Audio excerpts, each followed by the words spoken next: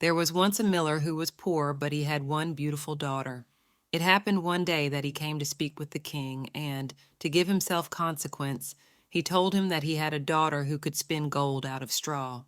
The king said to the miller, "That is an art that pleases me well. If thy daughter is as clever as you say, bring her to my castle tomorrow, that I may put her to the proof." When the girl was brought to him, he led her into a room that was quite full of straw, and gave her a wheel and spindle, and said, "Now set to work, and if by the early morning thou hast not spun this straw to gold, thou shalt die."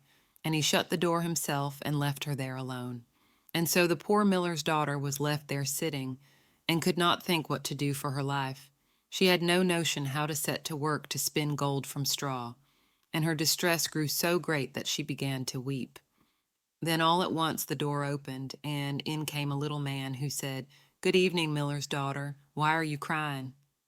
"Oh," answered the girl, "I have got to spin gold out of straw, and I don't understand the business." Then the little man said, "What will you give me if I spin it for you?" "My necklace," said the girl. The little man took the necklace, seated himself before the wheel, and whir, whir, whir, 3 times round, and the bobbin was full. Then he took up another, and whir, whir, whir, 3 times round, and that was full. And so he went on till the morning, when all the straw had been spun, and all the bobbins were full of gold. At sunrise came the king, and when he saw the gold, he was astonished and very much rejoiced, for he was very avaricious. He had the miller's daughter taken into another room filled with straw, much bigger than the last, and told her that as she valued her life, she must spin it all in one night. The girl did not know what to do, so she began to cry, and then the door opened, and the little man appeared and said, "What will you give me if I spin all this straw into gold?" "The ring from my finger," answered the girl. So the little man took the ring and began again to send the wheel whirring round, and by the next morning all the straw was spun into glistening gold. The king was rejoiced beyond measure at the sight, but as he could never have enough of gold, he had the miller's daughter taken into a still larger room full of straw, and said, "This too must be spun in one night, and if you accomplish it, you shall be my wife." For he thought, "Although she is but a miller's daughter, I'm not likely to find anyone richer in the whole world." As soon as the girl was left alone, the little man appeared for the 3rd time and said, "What will you give me if I spin the straw for you this time?"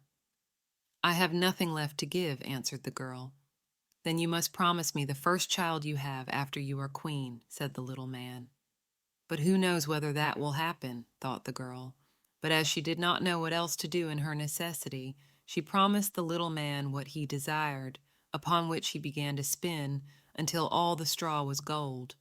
And when in the morning the king came and found all done according to his wish, he caused the wedding to be held at once, and the miller's pretty daughter became a queen. In a year's time she brought a fine child into the world, and thought no more of the little man. But one day he came suddenly into her room and said, "Now give me what you promised me." The queen was terrified greatly, and offered the little man all the riches of the kingdom if he would only leave the child. But the little man said, "No, I would rather have something living than all the treasures of the world." Then the queen began to lament and to weep, so that the little man had pity upon her. "I will give you 3 days," said he, "and if at the end of that time you cannot tell my name, you must give up the child to me." Then the queen spent the whole night in thinking over all the names that she had ever heard, and sent a messenger through the land to ask far and wide for all the names that could be found. And when the little man came next day, beginning with Caspar, Melchior, Balthazar, she repeated all she knew and went through the whole list. But after each, the little man said, "That is not my name."